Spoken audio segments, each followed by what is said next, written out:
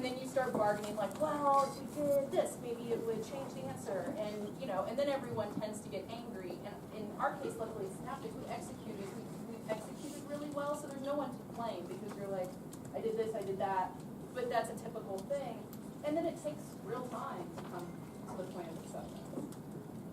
So, learning from that, how did you, I would say, recover, or what did you do differently, or whether it's in your own attitude or an action that you took?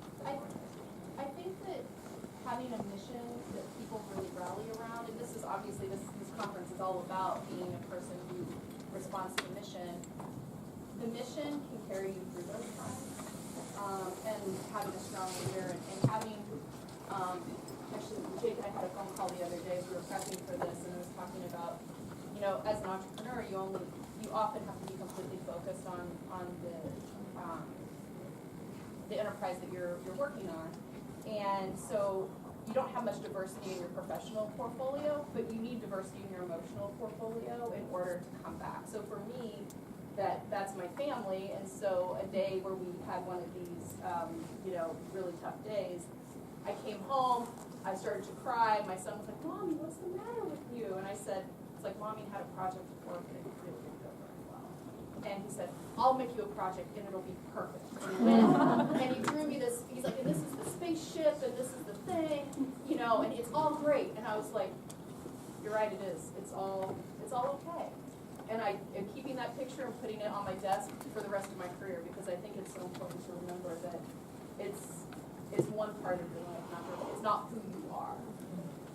And that's oftentimes a struggle to put things in perspective. Zahra, do you have any thoughts on recovering from failure? It's interesting from the perspective of an investor because we know that our investees, the portfolio companies, the entrepreneurs, the teams that we invest in, do go through these ups and downs, do go through highs and lows, and I think there's also a role that you play as an investor, which is continuing to support them, helping them through that pivot. And I think a lot of times failure isn't quite as clear as we did this experiment and the biomarkers weren't there, right? It's, in some cases it's, okay, this didn't work. But in many cases, especially with the business, it's, well, okay, so we didn't get customers we wanted, we didn't get the revenues we wanted, but maybe we just need to tweak this, maybe we need to tweak this.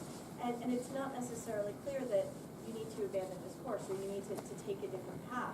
And so I think there's an element of, as you provide support and coaching and mentorship, and in your role as a board member, leadership and strategic guidance and governance to these businesses is helping them make those decisions as to when do you keep working, when do you keep pushing, trying something different, or when do you say, enough, we're not going to keep banging our head against that wall, it's time for a pivot, it's time to try something different, a new market, a different product, a different customer segment. And I think, this goes back to what Jake was saying earlier, is how do you have to have a very clear definition of what success is on the social side as well. And there's one example from one of our portfolio companies, and they did payments processing in East Africa. So as many of you may know, mobile money has really taken off in East Africa. With M-Pesa, which was launched by one of the telecom operators, people can use their mobile phones to send money, pay for goods and services, etc. And it's great, especially in a market like Kenya, where there is a lot of street crime, carrying cash is difficult, there's a number of transaction costs to cash, and sending cash over distances is not easy. So being able to do those transactions over your mobile is really valuable.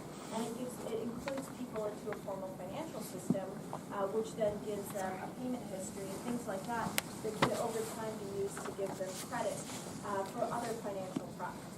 So for a lot of reasons, it's really valuable. And we invested in this business that said, we want to make it easier for small businesses to accept payments via M-Pesa.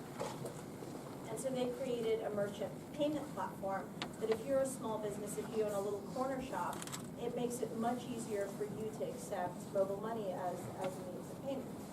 And they were doing very well with that. The business was doing well. They had acquired over 10,000 merchants in Kenya.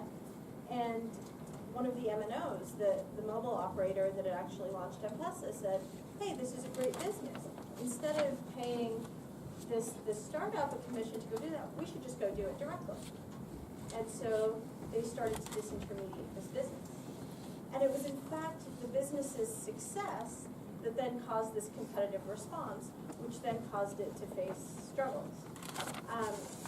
And so, is that a success? Well, from the business's financials, no. In terms of the impact that it had, you now have a lot more muscle trying to achieve the same impact. And so from a social perspective, it is success. As an investor, is that success for us? Our portfolio value hasn't increased, but we did invest in a business, enable them through our investment to foster innovation in the space, and that innovation to scale. So, how do we think about that? And I think that's a really important tension as well, is that, how do you then work with those entrepreneurs and say, okay, maybe it's time to pull back from this business. How can you use your core capabilities to do something else? How do you now position that? And so as an investor, that's, I think, a very interesting tension and something that we have to work constantly with our entrepreneurs to support. And just, I guess, adding to a point we discussed earlier, we're talking about social versus financial goals. In your experience, has you seen failure particularly more in one aspect or the other, or they just tend to go hand in hand in the realm of social enterprise? I mean, I think our philosophy as an investor is that if a business is not financially sustainable, it's going to be difficult for it to have sustainable and scalable social impact because it won't stand on its own. But I think you do have instances like the one I just mentioned where the business can struggle financially because of initially proving a model that then spurs copycats or a competitive response or something like that, where the social impact targets are still met but the financial ones aren't. But I think broadly, as we look at social impact, we tend to see that success on the social side is tied to, long-term, is tied to financial success. That's a good point, thank you. Jake, you and I were talking earlier and you were telling me about failing smartly, which I thought was interesting because failing smartly together, what does that mean? So can you share more about what you were telling me? It's something we think about a lot in social finance, in part because it's a very new market, in part because it's trying to build a market from scratch.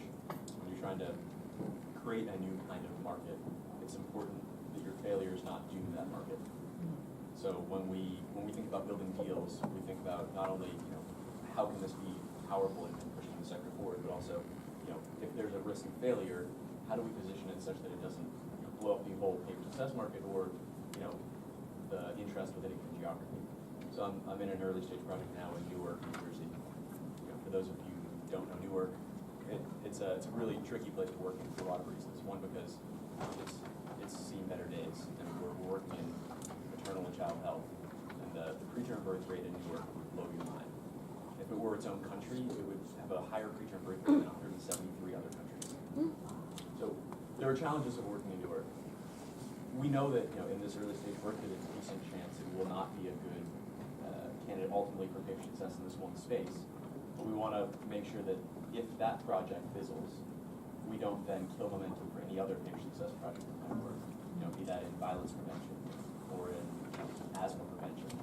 So the idea of failing smartly for me is kind of two camps. One is in the professional context, making sure that you're doing work that builds the sector no matter what happens with your individual venture. And the second is, I think from a personal perspective, making sure that the work you do and the kind of reputation you create and the generosity and the whole service you give to a given issue is in no way hampered by its ultimate success or failure.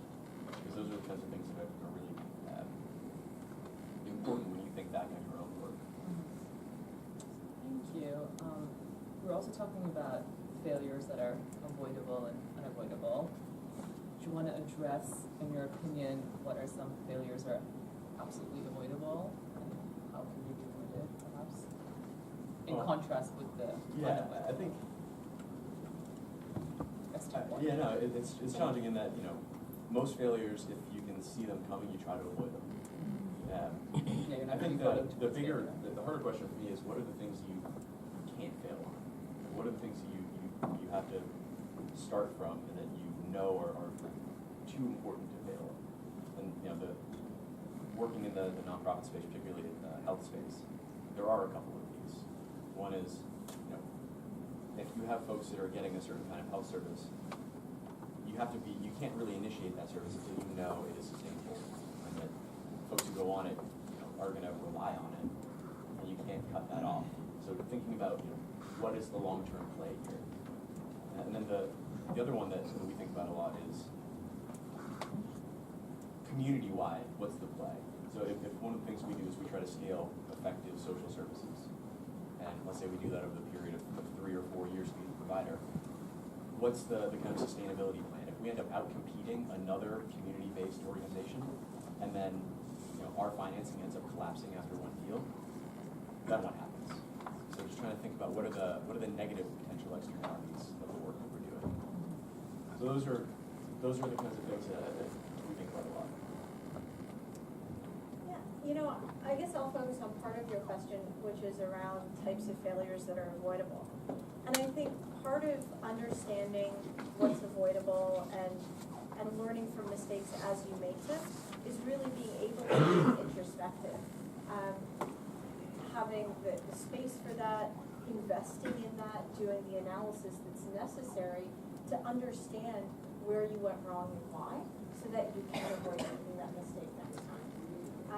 I was mentioning to Jake, I guess earlier this week when we were chatting, one of the exercises that we've just done within Venture Lab is we went back over the last couple of months, and Venture Lab's just under 3 years old. In that time, we've evaluated about 1,000 startups.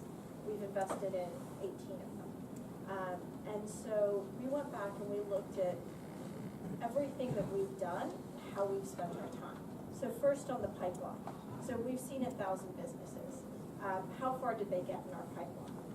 Based on how far they get, let's break them down by source of investment. Like how did we come across the opportunity? Was it a cold call? Was it a referral? Was it someone we met at a conference, etc.? And we tried to understand that. Then we said, okay, well, everything that got to this stage, why did it fall off? And we listed the reasons. And we started to understand, well, we do have things that fall off because of social reasons, but those all fall off at the very early stages. Stuff that falls off later, how much of it is because we can't get comfortable with the business? How much of it is because we don't get comfortable with the management team? How much of it is because there's issues in terms of the negotiations and we have trouble reaching consensus on a term sheet? And then trying to understand, are there things we can do to our process to move these up, deal with these issues head on earlier, so that we don't spend all of this time in order for the deal not to work out. And then finally, we looked at our portfolio itself. We've invested in 18 companies. How are they performing financially? How are they performing socially? And based on, and looking at that in relation to a number of criteria. One, and we had a ton of learnings from it. I think a couple of the most salient were, if we had a concern about the management team at time of investment, the investment is likely not doing well today. And everyone. Maybe explain what a concern could be in that sense. Sure. I think a lot of people say, when you're investing as much in a team as you are in an idea and a concept. We've heard that a lot, but I think there are sometimes things that you overlook because you get really excited about an idea. And there's on the team side a few things specifically that we found. So we found that previous entrepreneurial experience doesn't matter so much. It doesn't matter if someone started a business before. What does matter is if they've had experience in the industry. And so I think a lot of times we were excited by a serial entrepreneur who had done a few successful startups and was now tackling this new problem in this industry that they didn't know that well. And we believe in the entrepreneur's track record, but actually what matters more, especially in our case, which is financial services is a pretty challenging industry. You have to understand the regulation. There's a lot of dynamics that you have to understand. And so people that weren't familiar with the industry didn't tend to do this well. We also have some businesses, and we invest globally, in the US as well as in a number of emerging markets. And we occasionally invest in businesses where you have an entrepreneur that sits in the US and is running a business, say in Asia, in Latin America, and Africa. Those don't tend to do as well. The entrepreneur needs to be on the ground. It doesn't matter if the entrepreneur is a local or an expat, but they need to be on the ground. So I think there's learnings like that. And then if we ever had concerns about the ability of the founders to execute, or about how, and as part of our investment process, we do reference checks, we do a number of things where we check in on, certain elements of the teams. But I think this exercise made it so clear for us, what are the red flags that we need to run away from and see early on? How can we take what we've done over the past 3 years, learn from the things that haven't gone well so that we can avoid them? So I think, and it was interesting, when I first suggested we do this, people on the team were like, we don't have time to do that. Like, we've got 20 deals in the pipeline, we've got all these portfolio companies that need support. Is this how we should be spending our time? And we don't have, now we're better about tracking every deal that comes our way, but in year one we weren't. And so we don't have that documented. So then it's an exercise of us sitting there and trying to remember, and everyone on the team taking time and thinking back and going through emails. And so it was a time-consuming exercise, and there was a lot of pushback. But I think making the time for it is critically important. This reminds me, is anyone here currently or in the past worked at the Gates Foundation? So, you can fill me in about, okay, that's wrong. I was there for a couple of years when I worked with the Boston Consulting Group, and one of the things that I was really impressed with was every year each one of the strategy teams would write, the kind of lessons learned every year, to go back and think through all of the troubles, all the challenges they faced. And there was an organizational norm that the more honest you were, the less you'd be taken to task by Bill and Linda. And more money to get. Yeah. So people would really just dig in and try to dig out their failures and put them out on the table. And I was always really impressed by that. And I think, we go through this exercise, and we've just finished it. 3 weeks ago, finished it. And we're now trying to think about what the right way is to share it externally.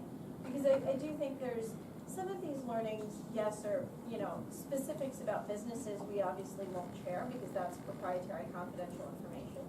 But some of the learnings around team dynamics that we can think about, I think it's important for others in our space to know. And they may play out differently for different businesses, but I think there's also value in terms of, Jake made the point earlier about, especially when you're in a new space, you have to make sure that what you do doesn't damage the space entirely when you make mistakes. And I think likewise, when you learn from things, the more we can share, especially because, social impact bonds, impact investing, these are all nascent sectors, really. And so the more we can help to build them, the more we can share and be open, not just about our successes, but also our failures, I think we really help the space. And I think a rising tide does lift all boats. I really do think that there's a lot of value in being open there. Thank you. Well, I'm going to proceed into the Q&A right now. So if you haven't had time on Pigeonhole, now is the time. Otherwise, let's start off with some questions. Okay, so the one that got the most votes. How can we create a culture where social enterprises, nonprofits, and public sector actors celebrate failure as a lesson learned from society, for society? Failing is a badge of honor in Silicon Valley.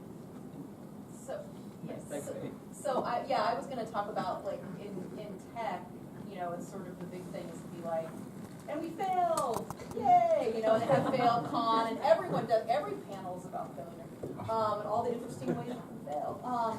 So I think, I don't know exactly how it's social enterprise, but I do think that just having the conversations of people being honest is the first part of that. And having a panel like this is very much like a mini fail con, I guess. But Your point about the Gates Foundation, if everyone wants to emulate the Gates Foundation, then they should publicize that more. It makes me wonder what the role of philanthropy is and what the role of, nonprofit funders is in driving that kind of publication out to the industry. Should every grantee be required to publish a 2-page memo about things they've learned?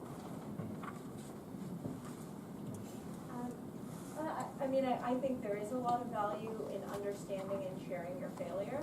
I also think that it has to be balanced, because I think there's also a risk of celebrating failure so much that, it's, oh yes, we failed, but not actually digging in and taking the learnings from it, and not failing fast enough or failing in a way that you actually can learn from it and then go on and succeed.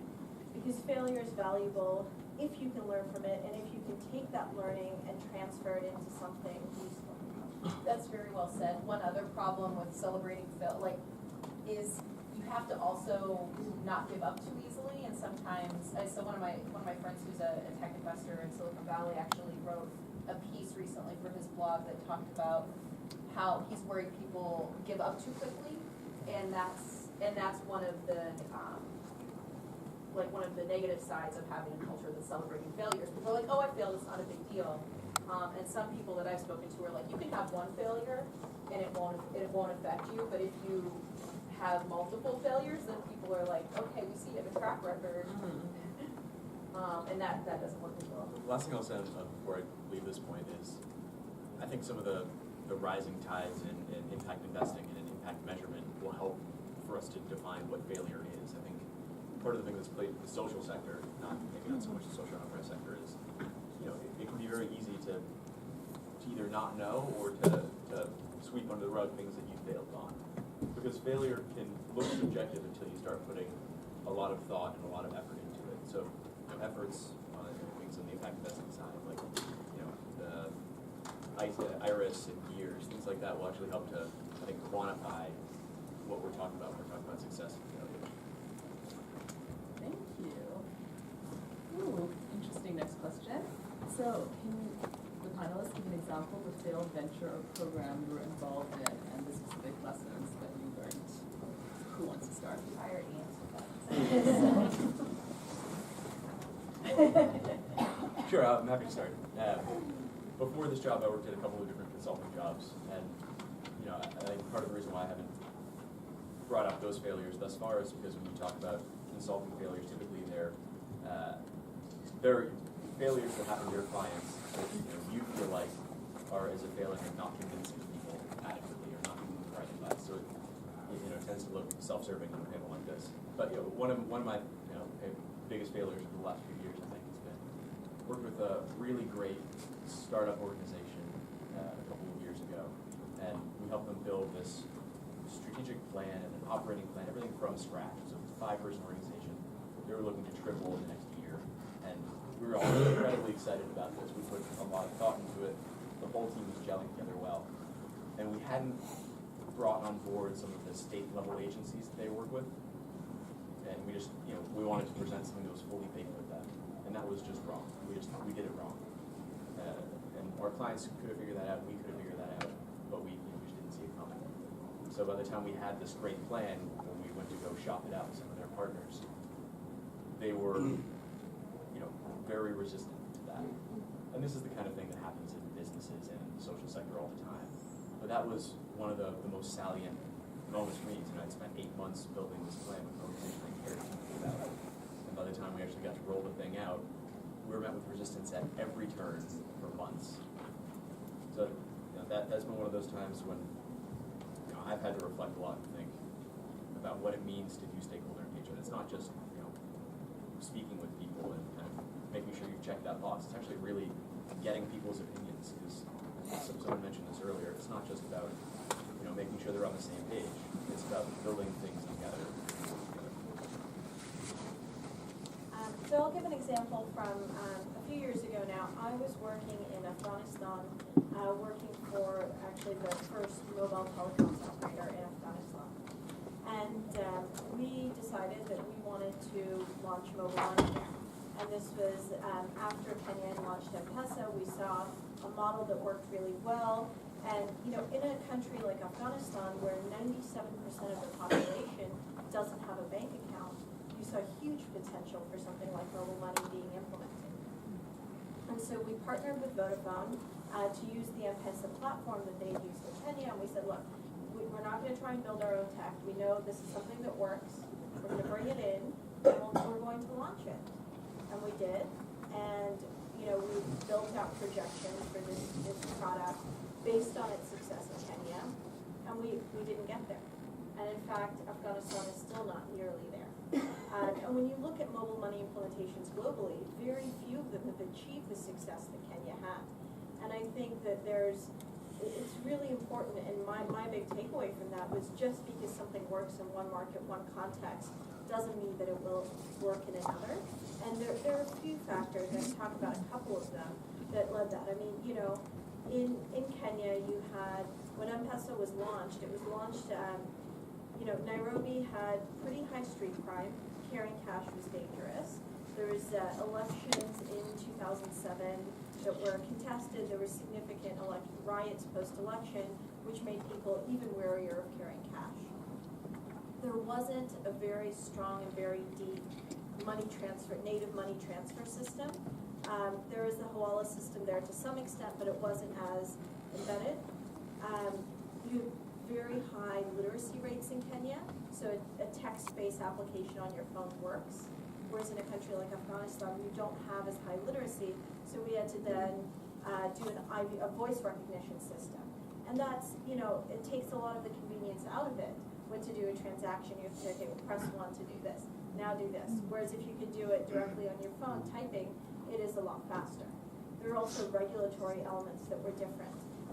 In Kenya, the central bank didn't put the level of restrictions in place that there were in Afghanistan, in part because the U.S. government and the U.S. Department of Treasury's Economic Crime Division had put a lot of restrictions around mobile money in Afghanistan because they were concerned about money flowing to terrorists. So from a regulatory perspective, anti-money laundering and know your customer compliance standards were much higher. And then frankly, there was a much stronger distrust of the banking system and of any kind of formalized financial service. And so for all of those reasons, as well as others, it didn't take off. And we tried, refreshing, we tried adding features, but it didn't. And so just because something works in one market, in one context, because things lined up there, does not mean it will in another. I'm just curious, following up on that, do you feel that having done research or, more groundwork could have prevented that failure, or that was just something that you needed to learn while you were there? It was really early in mobile money. Afghanistan actually was the second country in the world after Kenya to launch it, so we only had that one example. And I think there's some elements of, there maybe could have been certain things we could have gauged better early on if we had done a little bit more digging, but I think there's an element of you could spend 20 years researching something, and at some point you have to get the product off the ground and see how it works in practice. So, I think it's more, one, setting expectations based on more than just what happens somewhere else. Really trying to take your local context into account. And then, and as much as you can, in your planning process. But then two, once you launch something, trying to be quick to iterate, to try and help when there are challenges. Thank you. Teresa, do you want to add to this question? I guess I would just, Tahira talked earlier about the responsibility of investors to support entrepreneurs in times that are hard. I would say that some of the lessons that I've learned over the past several years have been, life is too short if you're working on an important problem to work with people that are not A players. And also to not have the best investors and people around you advising you that you can possibly get because it's really not about taking risk, it's about getting rid of risk. And so everything that you can do to make that happen, particularly from a people perspective, I think is a lesson that I've taken away from this. Seconded. Absolutely. Yeah. Thank you. I think we have time for one, maybe two more questions. Well, is there any question of the top 3 that any of the panelists would like to pick, instead of me force feeding a question? I think, I'd like the one that has 4 votes, I think you guys should answer that.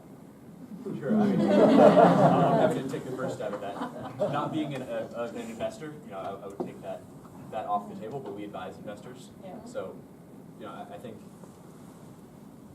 folks that are really self-aware about their failures and that, you know, have learned from them and are open to talking about them will always, you know, look good in a diligence process. And that part, I think, is always going to be appealing. But that's also true of those kinds of qualities across many parts of the business. Like people that are honest and self-aware and that have been thoughtful about many elements of their business are going to look good. But certainly that's one way of indicating that they're strong people to work with. I fully agree. I think it's less about have you succeeded or failed, or how much have you succeeded and failed, but more about the narrative that you build around that, the story you tell about it, how you position it, how you talk about what you've learned from it. And you know, there are times when actually there's value to having failed because you know what not to do. And so I don't think it's as simple as this person's failed before, so we'll do this, or this person hasn't, so we'll do this. It's really about how they, exactly what Jason, how they talk about it, how they present it. Should we go back to the screen and get her going? So, as a closing thought, let's go to the 6 votes. How can the social enterprise sector be more self-aware about their own failures? Would you each like to give some pertinent thoughts on this question? So, can I ask a question as someone who doesn't work for a social enterprise? Is this an issue where like people really don't talk about failure? Like, as part of this? Because there seems to be this concept. Is it really a huge issue? I see people nodding their heads. Can we take a poll? Like, Yeah. you think it's a problem? I mean, personally. It is negative incentive from the philanthropic sector.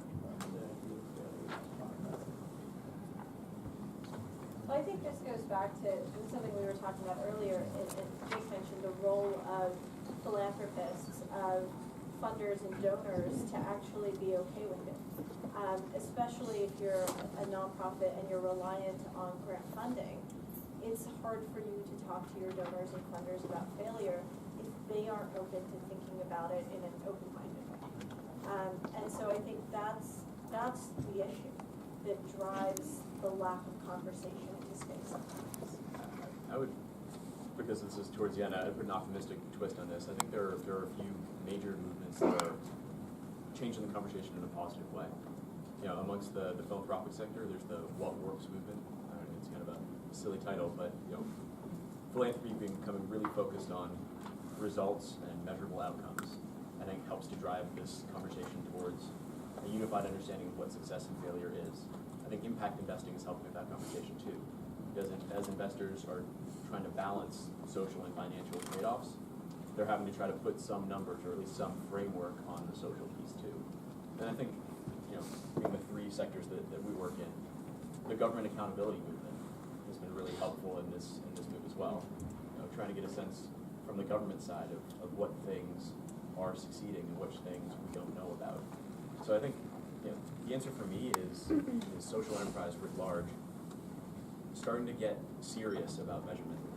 I mean, instead of, you know, tracking the number of folks that you're serving, right, you know, how many customers you have, getting really serious about the implications that your work has on society, and measuring those in ways that are more scientific than they are quasi or sort of observational.